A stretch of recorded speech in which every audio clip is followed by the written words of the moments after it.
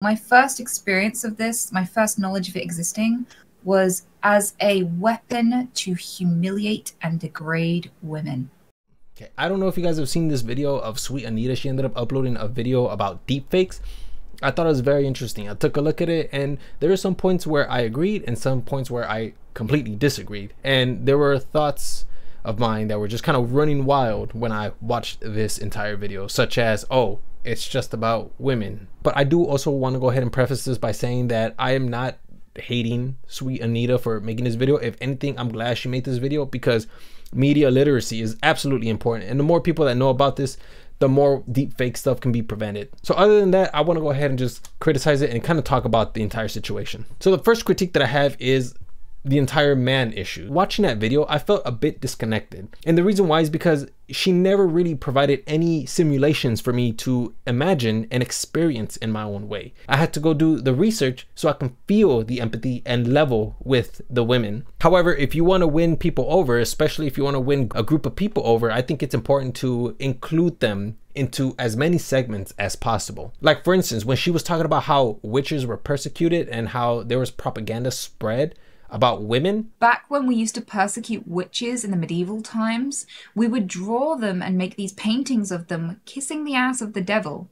And there were actual, really in-depth drawings of analingus between women and the devil to degrade and humiliate her and make her out to be a terrible person. And let's not forget that we would use this trope to justify burning these women alive, like it was a way to dehumanize them and make them seem beneath respect and equal treatment. Men also experience that as well, just not to the highest degree. I think that would have been a great segment for her to kind of expand on the idea of, well, it wasn't just women, it was men as well. This affects men as well. And then go into detail about scenarios where even men were affected. Like for instance, there are certain times in history where men and women were both persecuted for practicing sorcery. And if you take a look at the Salem witch trials, there's men that were also executed. Like for instance, George Burroughs, he was an American religious leader who was the only minister executed for witchcraft, which goes back to the video. If she would have included that, I would have felt a little more connected with the issues that she was bringing up later in the video. Another thing that I felt persecuted me was when she was showcasing these tweets by Cutie Cinderella, Maya, Higa, and I believe the other individuals, Jaden, I don't remember. When I saw those tweets, it didn't make me want to empathize with the entire situation because it felt like I was being persecuted. But I'm gonna go ahead and talk about those tweets later on because I believe that those tweets are important. Now I want to talk about the biggest elephant in the room, okay? When she was making this video, she was using Anita Sarkeesian as an example. Out of everybody, you use Anita Sarkeesian. When I saw that, I was just thinking to myself, why Anita Sarkeesian? She is not liked at all, especially by the people you think committed this atrocity, this entire deep faking scandal. The men don't like Anita Sarkeesian. Why would you use her? Now, if you guys don't know who Anita Sarkeesian is a potential radical feminist, allegedly skewing facts and cherry picking certain situations and events to kind of fit her narrative. The player cannot help but treat these female bodies as things to be acted upon, because they were designed, constructed, and placed in the environment for that singular purpose. Pay attention to how Anita claims the dancers were put there for that, quote, singular purpose. This may have been a sound argument if it wasn't for the fact that you have the option to pass the dancers without laying a finger on them. This part of the game has what you might call a fork in the road. Direction A brings you near the dancers, where sure, if you wanted to, you could attack them. Or you could not hurt them and use this direction instead to evade security. Since one of the main goals of Hitman Absolution is to avoid getting caught, the latter is far more practical. And the other choice is direction B. You could subdue the guard, hide his body, and not go near the dancers at all. But instead of covering both options, Anita only chose to highlight one of them. There's this YouTuber by the name of Nate Talks to You where he pretty much talks about Anita Sarkeesian's 8 worst failures when discussing games. There are often times where people have attempted to challenge her on her ideas and she cancels or rejects the debate. She also allegedly lied about using her own original game footage when there's evidence of her gaming footage being potentially someone else's. She also disables comments which could potentially be a symbolic gesture of you know, silencing her critics. She's also talked about how she's always loved video games and it was a big part of her life, even though there's footage of her admitting that she only ever got into gaming because there was a project she needed to do. I've been playing games for most of my life. I'm not a fan of video games. I actually had to learn a lot about video games in the process of making this. So for Sweet Anita to use her as an example, I believe that's an extreme example. I will say this though, everything that happens to Anita Sarkeesian is terrible. Like there's been games made of her where like you have to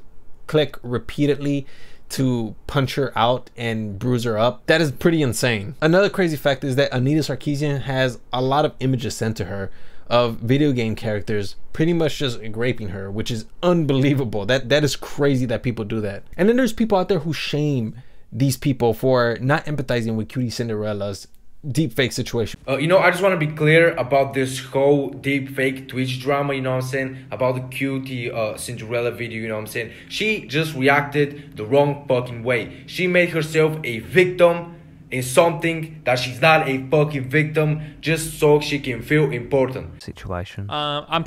This is honestly, the empathy part and the crying is the most boring part, and I'm gonna spend very little, if any, time on it today because it's the most boring part to talk about. I don't get how Destiny has so much empathy for the gym, and now it's like they're just being women. I'll say the same thing I said in the beginning. I understand why somebody would be upset. It makes sense to be upset. I just thought it was an overreaction. Apparently that thought can't exist in your mind. I either hate the women and I think all of them are stupid for caring at all, or I think it's just as bad as and they should go and like be like completely like horribly upset about it and they should talk about it. Those are like the only two positions apparently I have. But I'll restate the position I had since the very beginning. I understand like why someone would be upset. I think it's totally fair. But like going live and saying like this is what pain looks like just seems like very, very, very dramatic to me. Which to me, I'm kind of like, bro, like what do you want them to do? You want them to be like, fuck the cat in the tree. Can somebody please give a fuck about Cutie Cinderella's deep fake situation? They ended up photoshopping her head on a fake body. Do you have a fuck to spare? Even half a fuck is enough. When it comes to shaming other people for expressing their opinions, like to me, that is just very counterproductive.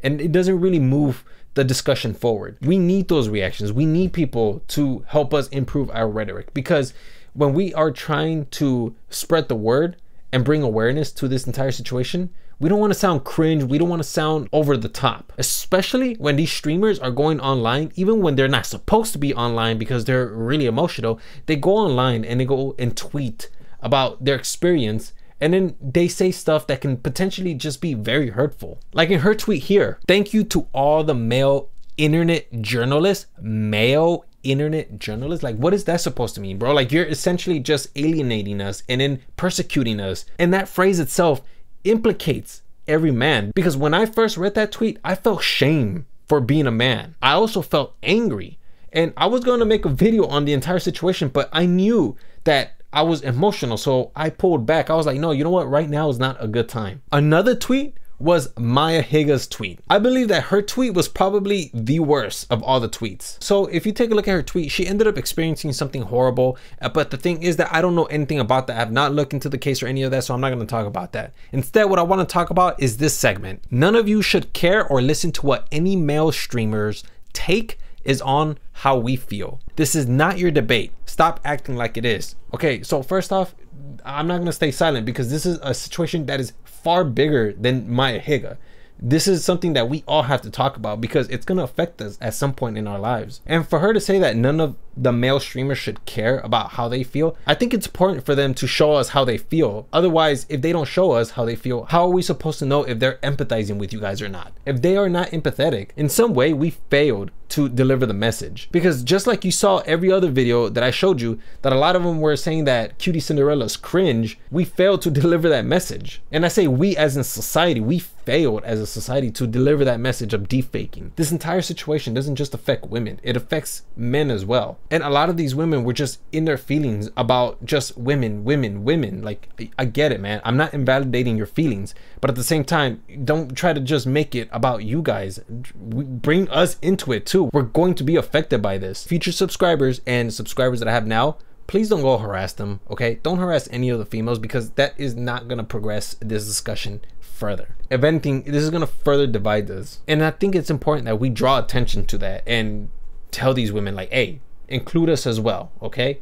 It's not just about you guys. But when women group men into one category and suggest that men are the culprits, of their misery, I can't empathize with that. Because to me, this seems like a transaction where women pay at the cost of men's morality. And when you're constantly hearing about how men are terrible and men are the reason for our problems, even though we feel like that's not the case or that we're not those men, it still makes us feel shame. It still makes us feel anger for our gender. And then when our morality is corrupted, then that's when you start to hear about how men don't want to help out women at gyms, or they don't want to teach teenagers because they fear that the public's going to call them pedophiles, or when they don't even empathize with, you know, Cutie Cinderella's experience, they're called misogynist. And with that, we reach this state of hate, and we don't want to get there because it regresses our progress so much. We can't have a productive discussion about something as simple as deepfakes. This should have been taken care of a while ago, but instead we're still here trying to solve the whole woman and men social dynamic issue. Okay, so now I kind of want to move away from that because I think I've already made my point. I want to go ahead and talk about the consequences of deepfaking, because I think this is where it's going to affect all of us, believe it or not just women and not just men. It's going to affect all of us in some way. So let's say, for instance, okay, you have a photo, a pornographic photo of you, or even a photo of a crime that you didn't commit, but they have your face on camera. People who don't understand this technology will probably not believe you. And this is where media literacy comes in, which is why when Sweet Anita made that video, it was great because she brought awareness to it. So I don't hate on that video. That's media literacy. We need people to know more about this technology. This can also inhibit people from finding a job, and this can potentially squander an opportunity for people who are looking for a job, because oftentimes these companies, they look to see what's on your social media. They see your name. They try to check your name on Google to see what they'll find, and eventually they'll probably come across an image where it was probably deep fake, but the company's not gonna know, and they might not even call you, because why would they call you? They're not going to try to verify it. So you can kind of try to weasel your way out of it. They don't want to end up hiring somebody of that caliber. Another consequence is corrupted reputation or a debauched ensemble. So let's say, for instance, right, you're a guy, right? And then they have like this deep fake of you having a small penis, right? It's a full video and like, boom, you have a small penis, right? You flick it and it just, you know what I mean? Like if that video circulates, right? And the people who don't understand that deepfake technology is a real thing, because trust me when I tell you, there's people out there who don't know about this technology. When they take a look at that photo or video, they're gonna think it's real, and it's gonna be very difficult to convince them otherwise. How are you guys gonna prove that that's not you? Unless of course you whip it out. But do you really have to just like whip out that fire hose to like really prove it to them that that's not you? You don't want to have to do that, because now you have to sink in your moralities to prove a point. And of course, another consequence is risk of hiring an unqualified prospect. Hiring someone who could potentially be an explicit content creator. You don't want to have somebody of that caliber working for you. Well, it depends where you work, but I'm pretty sure schools will probably look into a person to make sure that they're not creating that kind of content. You don't want a bunch of angry parents coming over to the school talking about that situation. Now, of course, I want to go ahead and talk about the solutions. So what are some solutions? Well, there's a couple of them. The thing is that no solution could just work on their own, okay? And I highly recommend you guys read this article, Potential Solutions for Deep Faking by Nicholas Mesa Kukulon. Highly recommend that read. It's a pretty good read, but I'm going to go ahead and just kind of summarize the points that I read. So technologies that can scan even the slightest manipulated pixel in a video, because oftentimes it's indistinguishable to a human eye. However, another computer can determine whether a video is a deepfake or not. There's this piece of technology called GAN, Generative Adversarial Networks, which is a learning machine that like scans these videos to see whether or not they're deepfakes, and they can do it with a lot more precision than a human can visually. The way this technology works is that it learns the regularities, and then it produces these results that showcase what the original piece of work could have potentially looked like. Another piece of technology is blockchain technology. Now, if you guys don't know what a blockchain is, essentially it's a copy of a receipt that is stored in your hard drive. But not only in your hard drive, it's also stored in another person's hard drive. And that's kind of how you can track a person's transactions. That's kind of how CoffeeZilla ended up tracking the whole situation with CryptoZoo and Logan Paul, because he was checking the blockchains to see what the transactions look like. And this is where we're going to jump into the blockchain. Now, I've tracked the wallets of the entire team and identified the largest seller of Zoo in the team. But it sounded like he didn't want anyone to look into it. So, naturally, I looked into it. And what I found surprised me, because there were bots, but there's also unusual human activity during this time. So I tracked the 5 biggest buyers of this zoo coin. And lo and behold, this is what I found. Logan was one of the biggest buyers, which is what you'd expect. But he wasn't the biggest. In fact, 2 of the biggest wallets seem to be associated with Crypto King himself. That's how he was able to catch Jake the King, kind of just stealing this money from CryptoZoo. However, imagine that for images and videos, you'll be able to determine where it came from because it's recorded on the blockchain. And of course, another that combo endlessly, such as windups and Infernity, would be completely unbeatable. No, they would not. The fact is, no one wants to watch 10-minute combos every game, and it goes without saying that people would much rather prefer playing against decks that do their plays quickly before passing turns, such as Labyrinth and Runic Stun. Ben, no one likes playing against those decks. Did you watch my replay where my opponent drew 20 cards? Joe, you send me around 15 replays a day, there's no way I could watch them all. Jamie, pull up that replay. Okay, Look at that. yeah, well... I was playing dinosaurs. Do you really think dinosaurs need to be gate-kept by this bullshit? First and foremost, if you're going first with dinosaurs, that's already a terrible mistake, and you didn't have to summon 20 times after they activated Maxi. It's unbelievable just how accurate it sounds. Tell me not one person is going to eventually make a very impactful video of a very important person and is going to distribute that around the nation. Can you imagine that? That has the potential to create a war, and we're just kind of here just laying back, not really talking about this situation because, again, the political will isn't there, which means that people don't really know about this technology. And of course, the last solution is media literacy. You want to make videos about this so then we can spread awareness, because again, not a lot of people know about this. Otherwise, there'd be a lot of people talking to Congress about changing regulations for this technology. Yeah, and really that's pretty much all I got for you guys. Yeah, guys, listen, I hate no one, and I'm not invalidating anybody's experience with this situation. I just want to go ahead and say that, if we're gonna stick together, then it's best not to divide the groups of people. It's best not to divide men and women. I think we should all come together and try our best to deal with this situation as fast as possible. So yeah, media literacy is the best way that we can spread the information about this deep fake technology, because right now really nobody knows about it. So yeah, I just kind of want to go ahead and just leave you guys with that. Yeah, hopefully you guys learned something today.